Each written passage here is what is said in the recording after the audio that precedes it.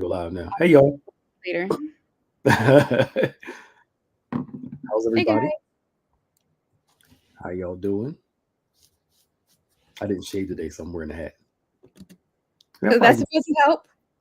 I can probably get away. You really can't see it. It doesn't look bad. Yeah, but if I put my head down and start talking, you'll see like the circle in my head. Oh boy, Sporting that hat after yesterday. I'm lazy. Um, hey y'all, how's everybody doing? Welcome to the first Maximize Monday of the year. Wow, Yeah. that's right. We were off last Monday because it was New Year's Day, Hmm. and we are in our second week, beginning our second week of January, and we're so glad that you all have joined us today. Can you hold on real quick? Can you just talk to them? I'll be right back. Y'all, hold on. Okay. This, I mean, So it'll take me less than 2 minutes. I'll be right back. all right, we're going to time you on that. But as Pastor Nick was saying, yes, we are in our second week of January. So, guys, do me a favor and let me know what you've been enjoying on Keep It Positive on the year so far. I was telling someone the other day that it already feels like it's been 2 months, but it's only 2 weeks. But I'm excited for what we have in store for this new year. Of course, if you are tuning in for the first time, please drop a VIP in the comments so that we can welcome you and show you some love.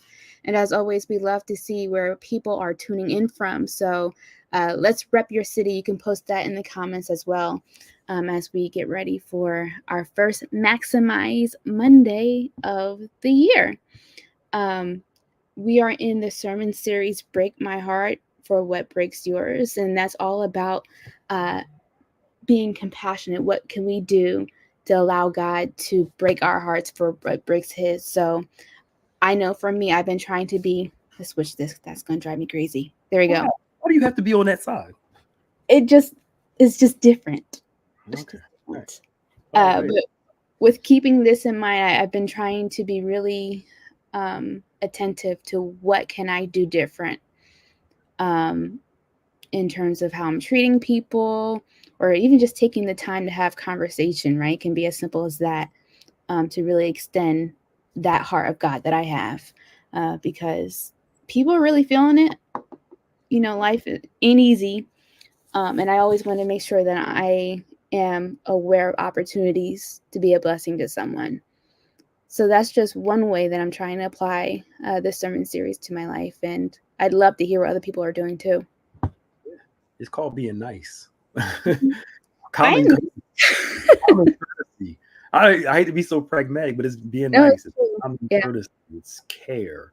Um, Hmm. I'm sure Bishop's going to talk about it in the sermon series that Jesus used a Samaritan to teach the Jewish people. These people that you disdain, they actually have more character than you, Yeah. because the Jews did not like the Samaritans. And Jesus purposely used the Samaritan to show them you think you're righteous because of your culture, your heritage. But the real righteous one is the person that you can't stand. I think Bishop talked about prejudice and racism yesterday. He did, and yesterday. This person that you think is unrighteous, you can't stand, actually is showing more righteousness than y'all, Yep. which, which tells us something. Now, this is out of the text. This is just talking in general. Hmm. Uh, Sometimes unbelievers can be nicer than believers, more cordial, more caring. It's I mean, and sometimes God uses those people to teach us. Hmm. Have we ever been the priest of the Levite and we saw a Samaritan, an unbeliever, do better than us? I think a part of that, Maya, is that in American culture, especially it's like in some Christian circles, we made everything about the individual. Hmm. My healing, my breakthrough, my deliverance, my promotion, not we, not us, not our. Yeah. Like we use God to get what we want rather than the basis of God being love. We have love, and that love is expressed in everything that we do. And that includes how we treat people. Mm-hmm. Because we think we can disconnect our treatment for people from our treatment from God. And you cannot do that. Hmm. We think I can love God, worship him, praise him, and then treat somebody else with an attitude and think that God's pleased with that. And he's absolutely not. Yeah. Because how we treat people is how we treat him. Yep. And if we start thinking like that, we'll be careful how we treat people. Mm-hmm. It makes sense. I mean, the whole idea is that Christ lives in us. So, like, if we are going to be, treating people in a old kind of way, that's how you're treating Christ, like you said. And I think we really need to be mindful of how we're doing that a little bit more. Yeah, because he identifies with the Gospels show us that Jesus identifies with the least of these, those who are struggling, the sick, the poor, the marginalized.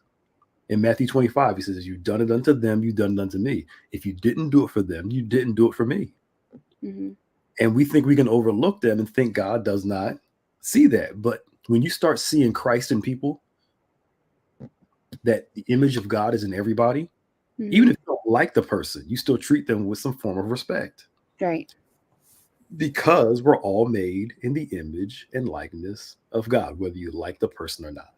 Mm-hmm. So I like this message, and he took his time yesterday, and it wasn't a shouting message, and it didn't need to be. Yeah.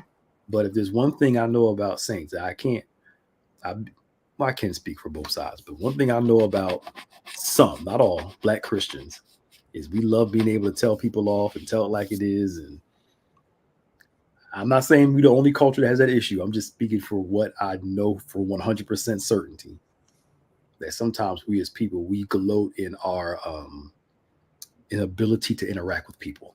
Mm-hmm. That's a nice way of saying what I really wanted to say. Mm-hmm. And God is paying attention. So for this year, we should be very outward focused. Because when you're outward focused, God starts taking care of you. When you're generous towards others, God starts bringing that generosity back to you. But it starts with me first, going out of my way, inconveniencing myself at times, and taking care of other people. Like if you know a family that struggle with groceries, it makes no sense to not. It just something should click and you say, let me help them with some groceries. Mm-hmm. Family, somebody, single parent struggling or buying coats for the kids in the wintertime. We can go somewhere, spend $25 and pick up a coat for the child. It starts with people we know, and it starts kind of working our way out. Yeah. But I think we, from the message yesterday, and I know this ain't the recap, but it can be somewhat of a recap. Sorry, Maya and Kevin. It really speaks to how a moment of inconvenience to help somebody else first do for what it can do for the person. That's number one. Well, glorifying God, number one, and then what it can do for the person, but also being able to help that individual. And I remember somebody told me years ago, and I'll let you talk, do your thing. Somebody told me years ago, and I'll never forget it. Sometimes your reward is God using you to help change somebody's life. Mm-hmm. That's the reward. The reward is seeing that what you did impacted that life. We think the reward is just tangible and, money. And those things do come. I'm not saying those things don't happen. Mm-hmm. But if I'm serving somebody and I'm watching the fruit of that service and that life change, that's the real fruit. Yeah. That's the real thing. Mm-hmm. I agree. I think I believe that when you do good things come back around. Mm-hmm. Great. But like you said, there is nothing like that feeling of being able to see how you're making an impact or how you're changing someone's life. And so if you think about it in that way of treating people as you would like to be treated, I think that some of our holdups, for lack of better words, would be more easy to overcome. I've heard it before. Well, I have to struggle, so do they. Yeah. That's not what you would want someone to say to you about what you're going through. So being able to show that compassion from a place of feeling, understanding, without judgment, what this person might be going through, when you're able to do that, that really is a fulfilling feeling, I think. Yeah. And the fact that you struggled should be the cue that I don't want nobody else to struggle like I did. To me, that's my thought. Yeah. Struggle does create and teach help with character, but at the same time, there are other ways that character is built too. Mm-hmm. And if I had like, say for instance, I had a real like I know I've said it to you a couple of times, like when Maya starts working on staff, I was kind of throw like little tidbits out there to her. I don't know if she's doing it, but I was kind of throwing like here's some roads here's some lines that you got to be careful of, some roadblocks, some pitfalls. Mm-hmm. And just because I had some struggles, it doesn't mean, hey, let me just leave her by herself. Right. Drowning in the deep end. Right. There was some wisdom tidbits along the way, but then there were times where I knew I didn't need to help her, because if she learned to settle down some, I'm not trying to put you on front. Not that you were panicked, not settling down, not like you were panicky, but if you would come to an awareness, like you said, I'm sinking, but I can actually swim. Mm-hmm. So good leaders will watch a person that can swim, sit there and kind of wade and then slow down and figure out, I can do this. Yeah. Yeah, because you have some things people have to experience, but know that I'm still here to support you. Exactly. I'm watching you. I'm here. If you get too deep, I'll pick you up and start you over again. But I couldn't say that the rough parts of, I was the youngest person on staff for a long time. Mm-hmm. Now you're the youngest. And so it's like, I knew what being the youngest felt like. Mm-hmm. So why am I going to say, oh, well, I had to deal with it. Let her go through it herself. That's foolish. No, let me help you navigate the mistake I've made. Mm-hmm. So you won't make the same mistakes. There's an easier way to learn this, but there's a line between, knowing when to keep your hands off and knowing when to put your hands on. Mm-hmm. And maturity comes that line. But either way, I think sometimes our bitterness plays into our inability to help people. Because like you said, you're right. Nobody helped me, so I'm not going to help nobody else. I figured it out. I made a way. Well, first off, that's not true. Everybody has some help somewhere. That's number one. Number two, again, if you went through hell, why would you want somebody to go through the same type of hell? Like, it just help them out. I don't know. Never mind. It just. I think sometimes that makes people feel good. Yeah. Because it's kind of like, I don't know, it's vengeful. Like, that's your way of getting back to the system, for lack of better words. Yeah. I'm gonna show you. It's like, relax. There's a difference between working from a place of love and care and a place of bitterness, compared to a place of bitterness, resentment, and those things. Some people are highly successful, but are highly bitter, angry, frustrated, vengeful, prideful, arrogant. There's a wealthy person that just did something small and stupid to somebody, and it's like, dude, you are a billionaire. Why the heck are you doing this small thing to somebody? Yeah. But power is intoxicating, and if you don't know how to manage it well, you abuse it. People, and that's another thing too. We want God to do things in our lives, but will we use those things to help people, or just do it all for ourselves and end up hurting them? Can God trust us with power? Because power involves relationships with people, and can God trust us with those relationships? Yeah. And maybe he can't give us certain things because he can't, based off how we're acting now. If we acted, I was talking to somebody the other week. If they're acting crazy without a title, imagine giving the person a title. It's going to make it worse. If you're acting nuts when you're broke, what's going to happen when you get money? If yeah, those things don't change you. They just reveal more of who you already are. Absolutely. There's a quote by a famous philosopher. Is that it? You guys know what I'm trying to say. Philosopher? Anyway, there's a quote that says, with great power comes great responsibility. Right? And like you said, Pastor Nick, that responsibility is how can we handle having to negotiate people? Sometimes, most times, we need to think before we act. Mhm. and humble ourselves and being able to, not be quick to things, I think is a part of that responsibility too. Yeah. And sometimes, I guess in this context, being compassionate is not being able to, or being able to kind of settle yourself first before you cut someone. Mhm. Yeah. I feel is more innate to people. Yeah. But I've learned the most judgmental people are usually the ones that are most guilty. Mhm. The most judgmental ones are usually the ones that are the most guilty. Mhm. Um, if most people aren't paying attention to the news. The Harvard president that just resigned, the black lady, Yes. Mhm. over plagiarism. When you look into it, it's just she forgot you knew she was quoting somebody, but she didn't put the quotations there, Yeah. and she referred to what was that? You updated your laptop recently? Yeah. It's Oh, because you're doing that with your oh. hands. So so one of the people that was leading the charge to get her removed, they end up finding out his wife did the same thing, and now he's calling for compassion when people make mistakes. Yeah. And I'm like, y'all, I think it's dangerous. And this is one of the things that gets me about online stuff and conspiracy theories. People believe in the worst of everything. Why do we want to believe the worst about everybody? Mhm. It's like, what does that say about us?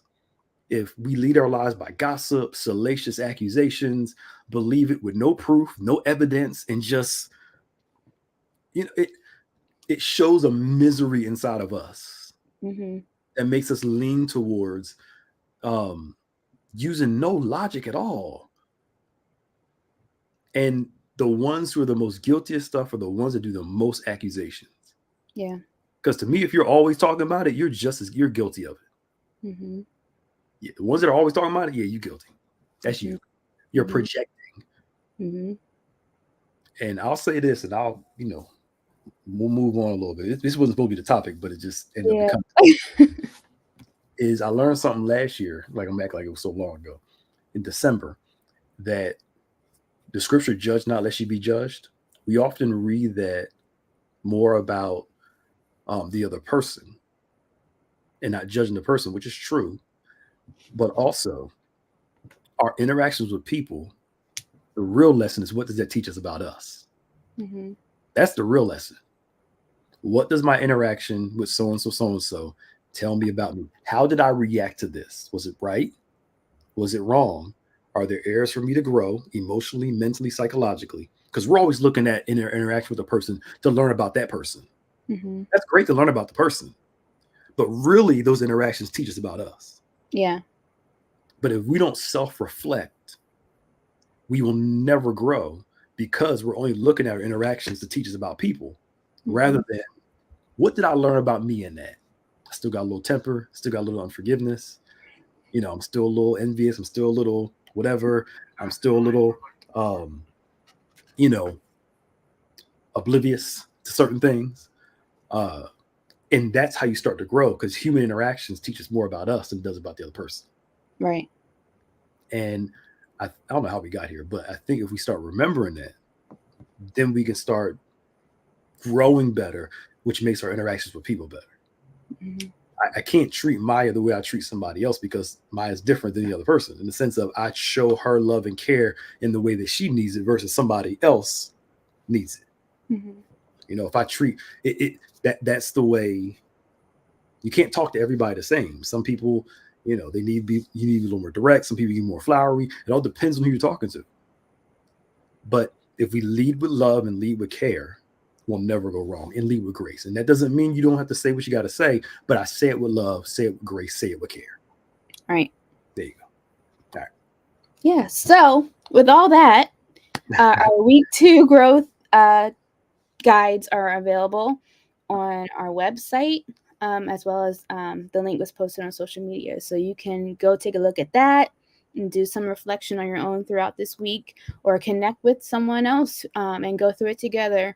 And also links back to yesterday's message. So hope you guys enjoy it, because it's really good. Make sure you have Cynthia put it on the announcements for Wednesday, so Bishop can announce it. Okay. Yeah, they're good.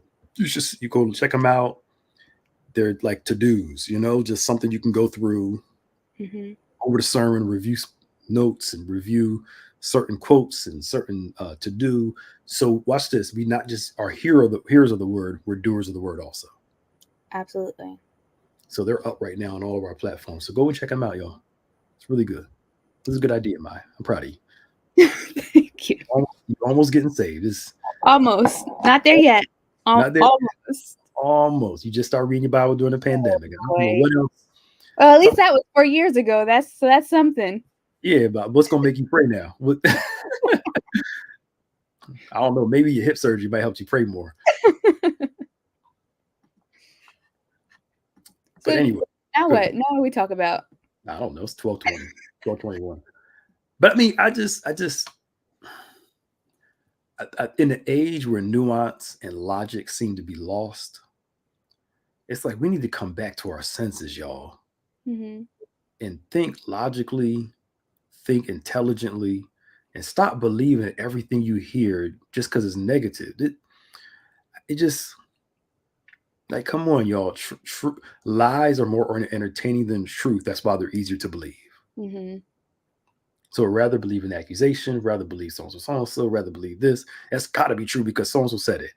And this person lied. You weren't even there. So how do you know what's true or not? You weren't privy to the conversation. You weren't around there. I just believe it. Ooh.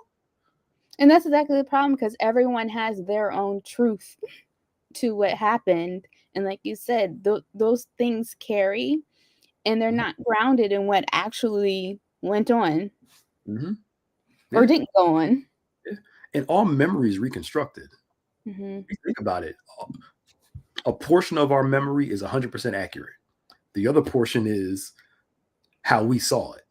Mm-hmm. Those are the difference. Part of it's accurate. A big part of it is how we saw it. Yep. And we're seeing things through our own filters. How we saw it is not necessarily based off the accuracy of what happened. Mm-hmm. So at times we can learn to question even our own memory to make sure, is that what really happened, or is that just how I saw it? Because it could be possible that's just how I saw it. Mm-hmm. I didn't actually see that. Okay, I'm done. Yeah, that was good. That's good.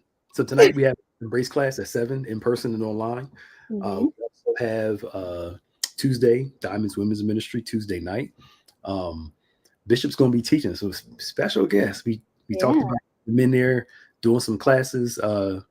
He's going to be mixed in during the course of the year. He is doing tomorrow night at 7 or 7:30. At 7. But also there is childcare available. And then Chef will be selling some food there as well prior to the start time of that session. So definitely make sure to go on to our website. You can look at the full menu and, eat some good food before you get into some good work. Yep. So that's tomorrow at 7. Bible study at 12 noon as well as 7 p.m. Noonday, we're talking about fasting and temptation. Been going pretty good. Mm-hmm. And then Wednesday night, Bishop is up again talking about business, finances, success. And Thursday, we don't have none, right? Thursday, Sound Mind panel at 7 p.m. Sound Mind panel is Thursday. Yeah. The second week of the month. Yes. Mm-hmm. So Sound Mind panel this Thursday. And you talk about mental health, those other things. Friday, we have nothing, I believe. And then, of course, Saturday on point at 9:00. Bishop and myself. And of course, we have Sunday service. If you missed yesterday's service, communion or morning service, go back on the website, check them out. Also, download the sermon guides, follow through them, mark them up, write on them, learn something, and watch your life radically change and turn around. Bishop's birthday is this month on the 25th. Yeah. So we have to start announcing that this Sunday. Okay. He'll be 72. So we're asking for everyone to do at least $72 on the, we're going to do it on the 21st and the 28th. 21st and the 28th. His birthday's on a Thursday this year. 21st, 28th. At least $72. If you can do more, do more. If you can't do the 72, do the best you can. We're asking for everybody for $1 per year as we look to bless them. And invite somebody to church this month. Absolutely. We're believing God for salvation, healing, deliverance, all that good stuff. Mm-hmm. And as we ask, Lord, break our hearts, what breaks his, You know, being able to invite someone to church and to share that love of God is a wonderful example of how you can do that. So, like Pastor Nick said, we do encourage that you invite someone, either Mhm. someone you know or you don't know, and let them know what's happening at Bethany so that they can be blessed as well. Yep. Yep. All right, y'all. We didn't. This wasn't the topic. I had something in mind, and then this kind of veered off. It's okay. No, it's fine. That's what happens in that 2 minutes that you left. See, we'll be back next Monday for another Maximize Monday. The Lord be with you all. Amen. See you. Bye. Bye.